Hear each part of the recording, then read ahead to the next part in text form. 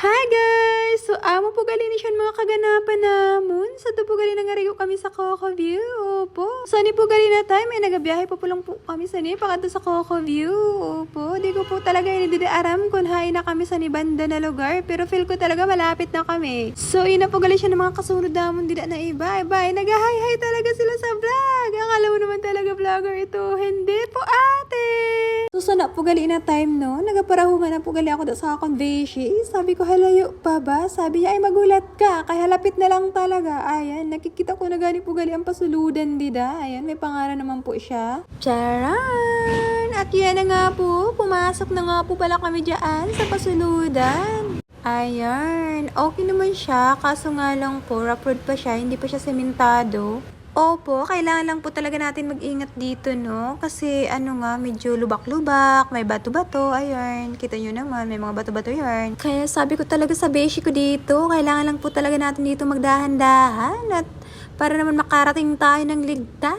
Ala, hindi. Opo, mas mayo po talaga na ganyan hinay. Kaya pa nakakaabot man kita sa na mas nakadugay. Importante ho ay ang kaligtasan. Opo, ay masakit po talaga ang pakras. At napipil ko na nga po talaga na medyo malapit na po kami dito. Opo.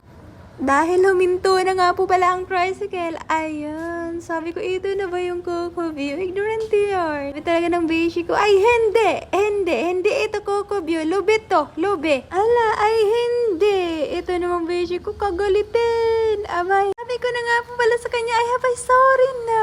Ito naman, ang bilis magalit. Charan! At ayun na nga sila, kanya-kanyang dala na nga yan ng mga kaldero. Opo, tingnan nyo naman po kung gaano kami karami dito. Ayan, ngiti-ngiti talaga ang Ate Risa ko na yarn at saka ang Mari ko. Sabi niya, ito na ba talagang Coco View? Hindi, lubi nga ito. Coco View. Hindi ito biya Coco View, hindi. Siya nga palang pamangkin ko guys, na bida-bida. Tingnan nyo naman. Kung gaano kabida-bida. Ka-cute daw ko na siya. Aba hindi. Cute-tot.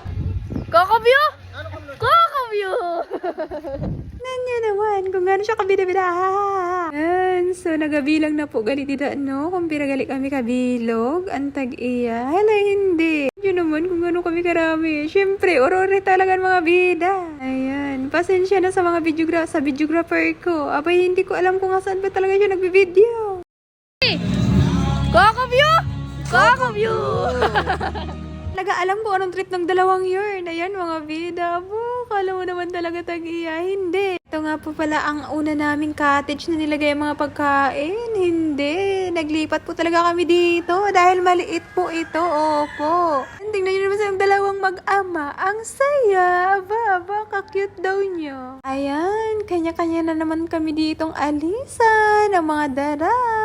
Alay, hindi. Buhatin mo yarn, be. Sabi po pala pa na dito ng bantay ay mas maganda daw po talaga sa baba dahil malaki at kitang-kita daw po talaga namin ang view. Ayan, lumipat po talaga kami dito dahil marami nga po talaga kaming kasamang bata dito at mas maganda po talaga pag malaki ang aming cottage. At ayan po, nagkanya-kanya na po kami talagang lipat sa baba. Ayan, si ate po talaga yung nakakalo. Siya po talaga ang bantay dito. Ayan, pababa na po silang lahat at ako naman ay nasa huli dahil ako ay nag-aantabay sa mga bata. Baka naman po kasi ay mahulog. Tingnan nyo naman ang hagdan. Ayan, tuwang-tuwa na nga dyan ang mga bata nung makita nila ang paliguan. Aba. At nandito nga si Kuya Estong. Sabi ko nga, Kuya, halika muna dito sa baba. Kakain muna tayo bago kayo umalis.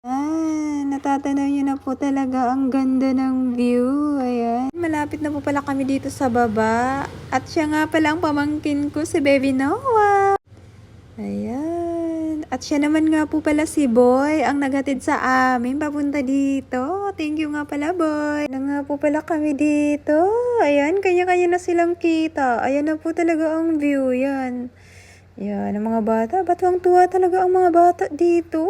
Kakarating lang namin dito. Aba, parang gusto ng lumukso. Aba, hindi. Mataas to, be. Mataas. Malamig po talaga ang tubig. Sige, guys. Hanggang dito na lang. Bye!